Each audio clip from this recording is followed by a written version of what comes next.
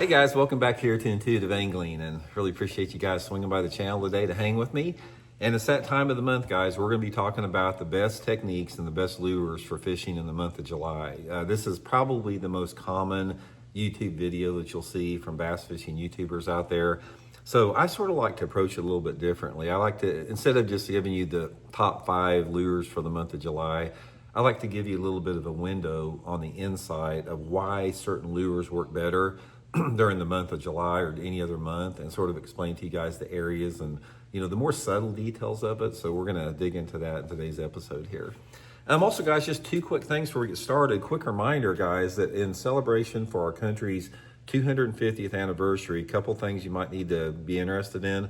Solar Bat has got their biggest sale of the year going on right now. Half price, 50% off on my signature series RB2s and 3s. They come in 3 different frames, colors. This is the gray one. They got a black one and a tan one. Optical clarity, second to none, guys. Use the promo code RandyB for free shipping and handling. This link in the description. And also, guys, the same 250th anniversary. You've heard me talking about this. Cast King is offering this Patriot special here, red, white, and blue. It's got a Royal Legend bait cast reel, 7-foot 3-inch rod, medium heavy. They also have a spinning outfit combo in the same color pattern here. So if you like one of the Cast King Patriot models there, I'll put the Cast King link in the description of this video. And if you use the promo code RANDY10, you get an additional discount on the combo. So I really appreciate that. Okay, guys, we're getting into the most difficult time of the year to fish. If you guys have watched my stuff, we break down every month in detail. And I think personally that July, August, and the first half of September are probably the toughest period of the year to catch fish in. And a lot of different reasons. Main thing with the summertime is you've got bass that are really scattered out all over the lake. You've got bass that are suspended out in the middle of the lake in open water that they're catching with live scope. You've got some bass on the bottom. You've got thermoclines that are starting to form, so you don't have certain options below about 25 or 30 feet. You got bass using mid-range areas. You got bass in shallow water that are chasing and feeding on bluegill. So you got bass all over the place. And they start to break up a little bit. Like earlier in the summer, a lot of these fish were schooled up in bigger schools, but by the time July and August gets here, they start to break up into individual fish or little wolf packs. So that, on top of the fact that you're dealing with hot water, you're dealing with different type of oxygen content situations, it just makes it a little bit tougher. And then on top of that, we're getting into the fact that the fish are getting educated this late in the season. It's like people have been fishing hard since the spring. They've been seeing a lot of baits. There's also more noise on the lake. There's the decibel levels from the recreational boats and pontoons and jet skis. Fishing just gets tougher.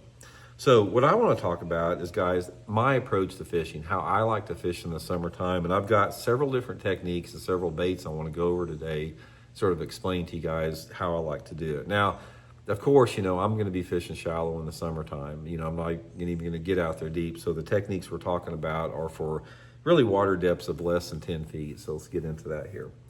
Okay, the first one, guys, there's actually 2 of them that we talk about. Shallow cranking is probably my favorite way to catch them in the summertime. We've been talking about this a little bit over the past couple of weeks, but there's 2 different crankbaits that I use in the summertime. One is this Megabass Super Z2 and the Megabass S Crank 1.2.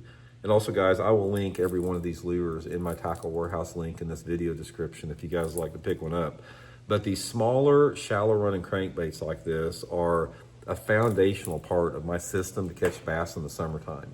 When I'm shallow cranking, this is what I'm looking for. I'm looking for shallow cover, and I'm looking for off-colored water. So my cranking system, when I'm talking about the S Crank and the Super Z, I'm fishing both of these in the same type of situation.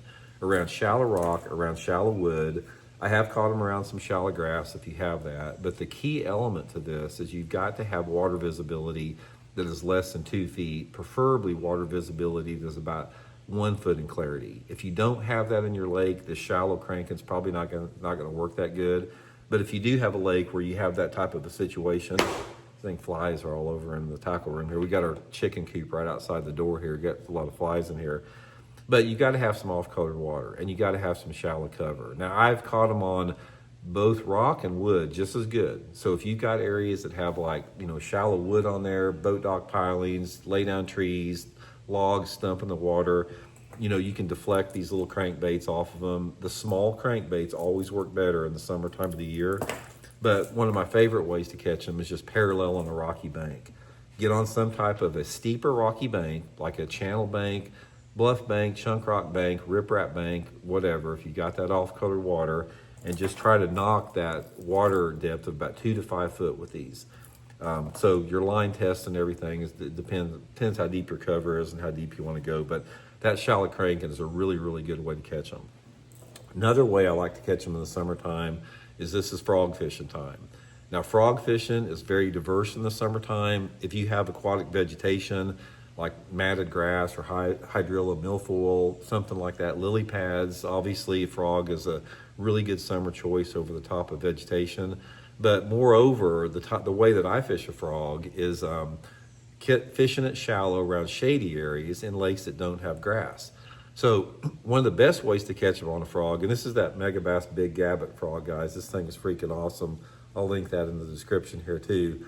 But one of the ways I really catch a lot of bass in the summertime is I'll take a frog and I'll skip it under docks, like under the shady areas of docks. And those fish will be suspended in those shade areas because they're up there feeding on bluegills. I catch a lot of fish around those, especially shallow docks.